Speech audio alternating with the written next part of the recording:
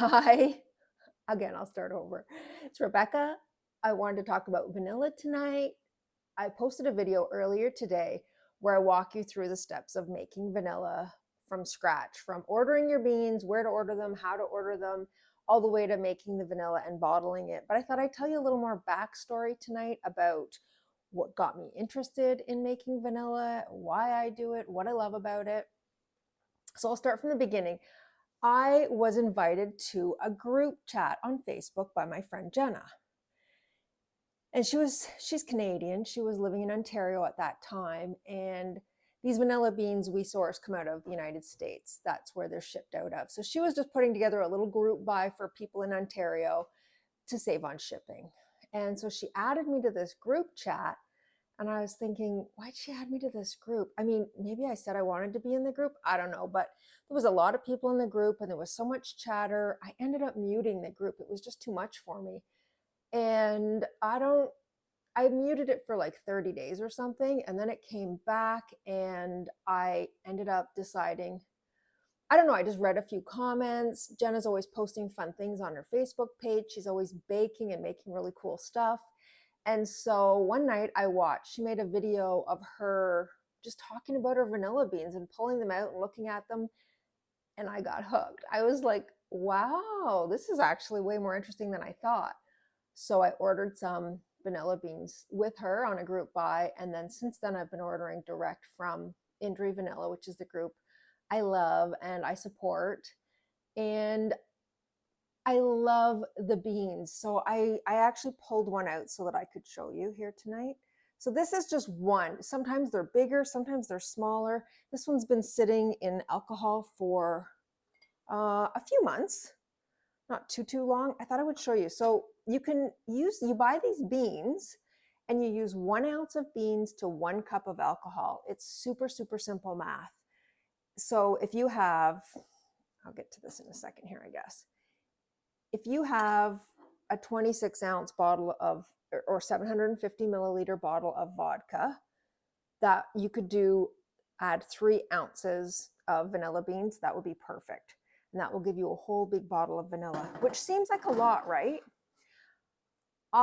First I'm going to show you this. This is the caviar inside. So you can add this to, look at that. You can add this to ice cream, whipped cream, whatever, anytime you want. It's just there living inside your beans that you're soaking. It's just an extra added bonus. I just, for some reason, had to show you that right away. I love that. And now my fingers are all vanilla-y. Okay. So, I lost my train of thought now. So what I love about the vanilla beans is that you can use them more than once. You buy them. So I said you use 3 ounces and you make this full bottle of vanilla. And then after it's ready, it's probably going to take about a year. Then you can reuse those same beans a second time, only this time you would only use like half a bottle of vodka. So you would fill the bottle half full, but with the same amount of beans inside. And then you can process them a second time. And anytime in that period, if you want to use a little bit of the caviar, the little black seeds you see sometimes in vanilla ice cream, you can just pull it out and use them, pop it back in. It's totally fine. And then after you've used them a second time, you have another use for them. You can dry them out, grind them up, turn them into powder. You can add them to sugar. You can add them to salt. You can add them to coffee grounds if you like. I feel like there's just so many uses for them that they're so worthwhile buying and making your own. One of the reasons I wasn't all that interested in making vanilla when I was first originally invited to that group was because at that time, I wasn't even using vanilla in my baking. I had gotten turned off. The last time I bought it at Costco, and it tasted like alcohol. That's all I could taste. So I just stopped using it. I didn't like it at all. I felt like every time I used it in my baking tasted not better, but worse. So I just stopped using it. And then once I decided, okay, I'll just make my own. And that's kind of how I like doing things anyways. World of difference. Oh my goodness, the skies opened and now I have really, really cool vanilla. And I can make I can make it however I want. I can use whatever alcohol I want. We don't actually drink alcohol in my house, which is probably why that's all I could taste in the vanilla that I had purchased. But I've got some here I've mixed with some rum, and I've got, mostly I use vanilla, but I've got this one I made with vanilla vodka, and I have some I've used cherry vodka. I don't think the flavored vodkas are necessarily ideal, but they work well.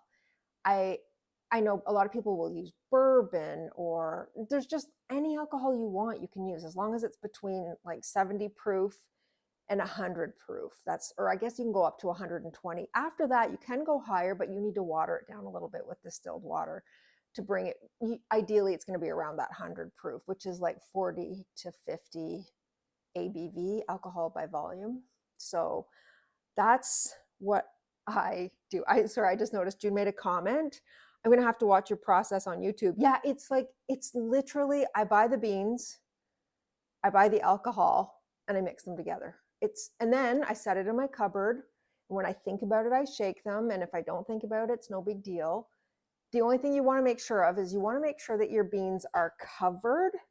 So I cut my beans to make sure they're covered. I actually prefer cutting my beans. These ones were, the one I pulled out to show you was whole, and I've got lots and lots of whole beans, but I find it kind of processes a little faster if I cut them. Some people will even slice them lengthwise and open them up that way, and they'll process even faster. Oh, I forgot to mention another thing I do with my beans is I make vanilla paste. So because the vanilla itself takes about a year to process, it can take even longer. It can process a little faster, but generally I like to say a year. But while you're waiting that year, like especially that first year, it's like, what are you going to do? You don't have it. It's just there brewing. So what you can do is you make vanilla paste. And I've got vanilla paste here that I've made. I've made several videos on that too. So you can use your vanilla paste.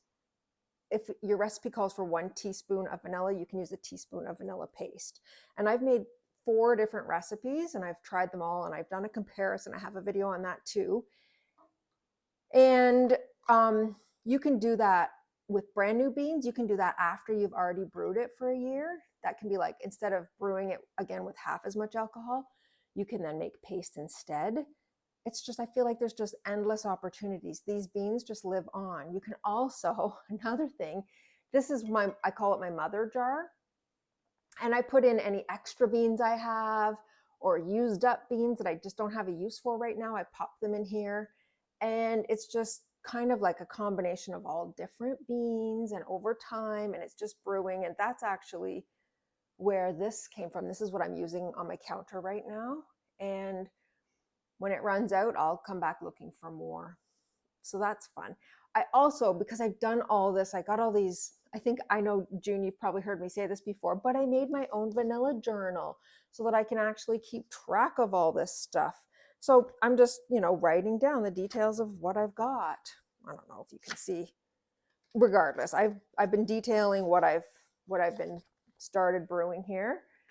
And I'm excited about that, which is available on Amazon. My book, believe it or not, it's worldwide on Amazon.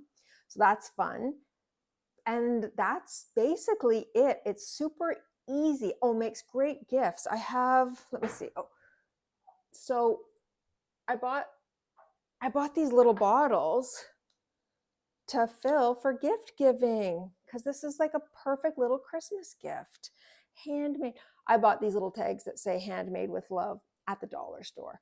But you can actually buy, labels by Avery, and then you go online and you can just, for free, custom design your own label. They have templates and everything there. So that's pretty cool. So if you cut the beans, do you have to strain the vanilla? You don't have to strain the vanilla, but if you don't want those little specks in there, then I guess you would have to strain your vanilla. But like, I think that at least all the beanies I know, the people who are, obsessed with making vanilla, we love to see the little specks in the vanilla. We love it. It's like, I actually made some jam using my vanilla, and it's got the little specks in it. Oh, it just like makes me so happy when I eat my jam. Actually, I have that recipe. I made that into a YouTube video too, my peach jam. I think it's just called, I used peach balsamic and peach maple syrup. Oh, so good. So good. I slather it on my sourdough bread. I love that. So good. All right. I think I've told you everything I need. I have to tell you about vanilla. Again, I have that video I did, it's called Vanilla Extract 101. It's just basically everything you need to know from start to finish. How to order, where to order, all the rest. And I guess that's all I can tell you really. These extracts are different. Some are thick, some are thinner. They have a little bit of a different taste. I did a taste test of them, and there's none that I don't like. They're all delicious. They're all a little bit different. Delicious, love it. They all have some sweetness to them. Anyways, I think that's everything I have to tell you tonight. If there's I don't see any more questions coming in, so that's fine. That's good. Thank you for hanging out with me tonight. I really appreciate it. And I will be back. I will post it when I'm not sure if I'll be back tomorrow night. I'll see. Anyways, if you're watching on the repeat too, thank you so much for watching. And June for sure, and whoever else is here, thank you so much for watching. Good night, and I will talk to you soon. Bye for now.